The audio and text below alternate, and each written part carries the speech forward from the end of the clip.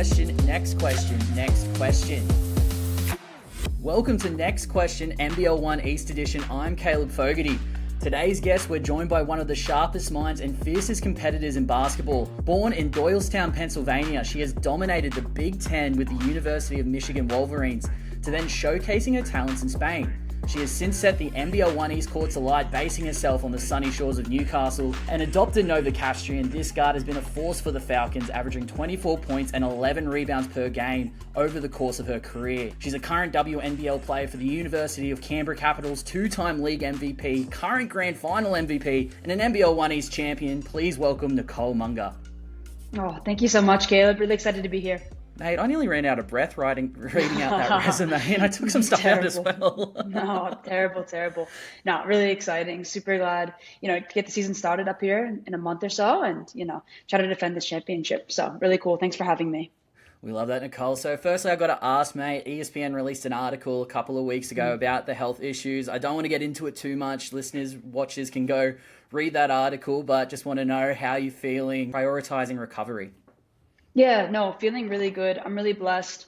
I have a really good team of doctors and support staff, starting with Gauze and then, headed all the way down to everyone in the organization here in Canberra that's just taking really good care of me. So really blessed that I had a really good team around me to make sure my health was all good, to let me keep competing. And then really, really exciting. We played 2 games last week and I was able to play 30 minutes in both of those games, or over 30 minutes in both of those games, which was the first time in the season I was able to do it. And to do it on a back-to-back was really cool and really special. So definitely feeling a lot better. Thankful for that, and thankful for all the people here in Canberra that, have got me to this point, because there was a time there where I thought maybe my season was going to be done, or, maybe worse, but, really lucky that I'm healthy, I'm good, and I'm thankful for that. How does it feel to rack up 50 WNBL games? Obviously, you've gone through a bit, as you just said. It's got to be a cool feeling. Yeah, it's really cool. I mean, in one aspect, it feels like it's gone by in like the blink of an eye. And then in the other aspect, it feels like it's been a while. But, there's been a lot of change here. It's really cool, like getting to do it this year with this group is special. And, now we're starting to get the wins, which is really cool. We knew with this year we were going to get there. We had the talent to do it. So now it's just putting it together. A really young group, but really coming together in 2025. We're 5-2. So it's really cool. And hopefully we can keep building. We have a big one this weekend against Sydney. So we'll see what happens. And then, hopefully, make our playoff push.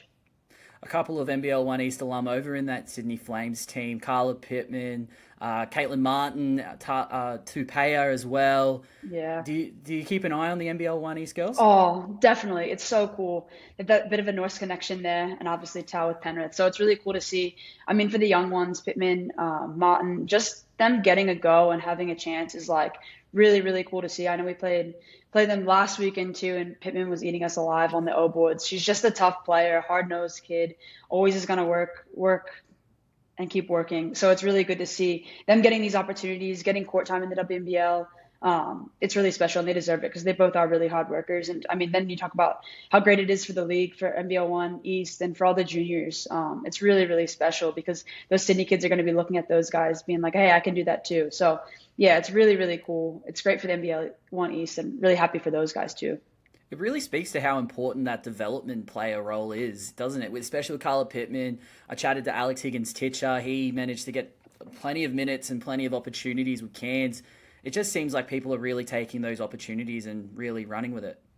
Yeah, it's massive. I mean, just getting the opportunity to be in the high competitive environment every day, the elite athlete mindset. And, it's going to kids that are working their tails off, and they're getting these opportunities, and they keep working, bettering themselves, bettering their teams. Then they go back to their communities and bettering the communities. So really cool. Really, really great for everything, all the leagues that these girls get to play in, and then makes the leagues and the teams better. So really special. I've got to take it back and ask about when you got to the Capitals. My understanding is that you came to Newcastle from Spain, and then essentially your plan was then to jet back to Spain, but then just fate took over. Yeah, it was a wild story. Hard to believe it now, but when I was in it, it felt just perfect.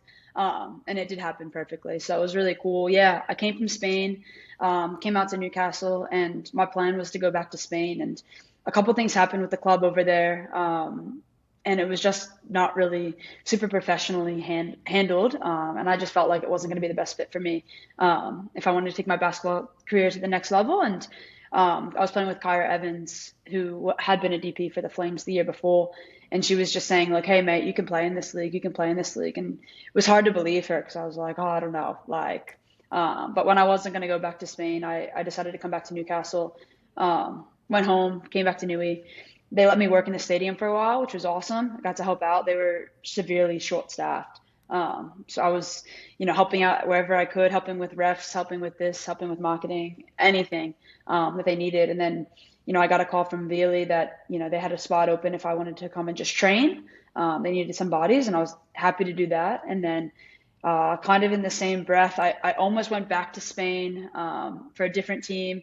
And when I came down to Canberra, Velia had offered me a spot. They had one of their imports had left. So it was really cool, wild. It was literally, if the team had answered their phone when I was about to commit to them in Spain, it wouldn't have given Velia the opportunity to tell me that somebody actually had left. So it was literally just a time change difference that, ended up happening, that I got to Canberra, and, history's now written. I've been here it's my third season, and, I just love it down here. There's such great people, like I was talking about with my health, but genuinely from top to bottom, there's not a bad thing to say about anyone here. It's really incredible. And I'm just so thankful. I'm obviously not from Australia, and I call Newcastle home, but, to have a place like Newcastle that I can call home, and a place like Canberra that I also can call home, is just really special. And, I'm really thankful for all the great people around me. Well, I can hear the Newey slang coming into it. You're calling it no. Newey. It's great. No, I love it. I think that was one of the first things they told me when I got there. It's not Newcastle. It's just Newey. So. Oh, we love it. What is obviously Michigan, you played at the University of Michigan with the Wolverines, yeah. Doylestown, Pennsylvania. I imagine those are two very different places to what you get in Newcastle, New South Wales. Yeah, I was just on the phone with my mom, and she was telling me how they're going to get an ice storm in the next 12 hours, and how, cars were crashing the other day out of the snowstorm. And then Ann Arbor's not much better. It's probably colder there and just snowing. So, when I call everyone and I just send them pictures of me on a beach, or, me walking and getting coffees, and, swimming in winter, they're like, what is going on? Like, how are you doing this? My mom likes to call me like an amphibian or something that just has to bake in the sun. When I was in Spain, I was on an island. So I was just at the beach the whole time. So, it's silly, but no, it's awesome. I love it. It's a great lifestyle. My dad got to come out last year for the championship, and I think both my parents were like, what are you doing? Like, why Australia? Why? You had to choose the furthest possible place to be. And it wasn't until he got here, and I remember we were getting a coffee up on Bar Beach, and my dad was like, I get it. I completely get it now. And I was like, you just had to come out for 24 hours to see it. But no, it's really cool. And I'm hoping to get both of them out here together, hopefully this year. If they're watching it, hopefully this year. But maybe it'll be next year. So we'll see. But begging them to get out here. Did that coffee come from Sunny Boy Kiosk, or? You know it. That's my favorite spot. So you and everyone else in Newcastle, Sunny Boy Kiosk is the go-to. That's me and Kit Kingham usually have our captain's meetings there. So if you're looking for us, that's where we're at. I'm not going to lie. So when I saw Doylestown, Pennsylvania, the pop culture geek in me instantly Googled how far away it was from Scranton, Pennsylvania. Yeah, the office, of course. Of course. No, it's a great little spot. I mean, Pink's from there, so that's our claim to fame. Hey. Big Philadelphia Eagles fan, so we got the Super Bowl this weekend, which I'm really, really pumped for. Hopefully they win. So it's a great little spot just north of Philly, and love it there. Love it there. So then we'll take it. So University of Michigan, I did want to ask, that is a no-joke college program. It is one of the Big Ten. Was professional basketball always on your radar? Was that something coming out of college you were like, I could do this? I quit basketball for 2 years. So I was playing at Michigan, loved it, finished college, and I was like, now I'm done playing. That's it. That's all she wrote. So it was wild. I went into coaching, and I was coaching at Fordham University in the Bronx, New York, and I loved it. It was everything I wanted. It was a lot of fun, getting to be in a high-paced environment again, getting to teach. I really love teaching and helping others. So getting to help college kids, achieve their potential was great. And it was the same year that COVID really hit the States, and we had to play no fans, limiting as many personnel as possible into trainings everywhere. I got asked to like become a training player for the team, which was incredible. I loved it. But it was in that moment that I was training, and I was like, wow. I mean, I've gotten better just because I was smarter at this point. I was learning so much just from coaching, from the coaches that were around me. I was really blessed that I'd gotten better. I was having so much fun. My competitive drive was probably even higher than it was at Michigan, which was wild, even in just practice. But I was just having so much fun playing, and that's when I started having conversations with some really good trusted people around me of like, hey, what does this look like? Could this be possible? Do you think I'm even good enough? Where should I go? I was only ever thinking Europe. And then, yeah, just pieces fell into place. I ended up in Spain. The comp there wasn't very good. It was one of the lowest levels in Spain, but my love for the game just all flooded back. It was incredible. That was a wild story to begin with too. I was there for a month, and a volcano erupted 10 Ks from my house in the town that I was living in. So it was basketball stopped for another month, and the whole team was on board, like helping the town recover from this volcano that erupted for 3 months until December 21st. So it was like wild, just trying to help people and continue playing basketball, and how do things fit in? It keeps the main thing, which is never basketball. But that was really cool. And then, finished the season out there, came to Australia, got playing in NBL1 East. Competition was obviously better, and then I just started feeding on it. I loved it. I loved the competition, and then everything that I talked about happening, getting me to Canberra, and all the people that helped me along the way to get here. It's just really incredible. So it hasn't been a boring career on the court or off the court. So I'm lucky for that, and it's been really great. And just to be able to play, I think I have such an appreciation because I stopped playing for a while and how much I missed it. So every time I get to play, whether we win, we lose, whatever's going on, it's just really a blessing to me. So I'm so thankful for it. I love that answer because it just the context of it, but also it leads me on to my next question just beautifully. Yeah. I got to say. Oh, right. Okay. So, I love it. But so I wanted to chat to you about the role and responsibility of the female athlete. A couple of years ago, I interviewed Liv Higgins, the current hooker, dummy half for the Newcastle Knights. She just scored a try to win the grand final for the Sydney Roosters, and she also stopped playing when she was younger. And she actually remembers saying to her dad that, why should I keep playing? It's not going to lead to anything. Oh. Now, when you look at it now in the context of where women's sport is, it has just grown exponentially. I'd love to know the WNBA is just expanded. It's going gangbusters right now. There's another league happening over in the States. The WNBL are churning out constant quality games.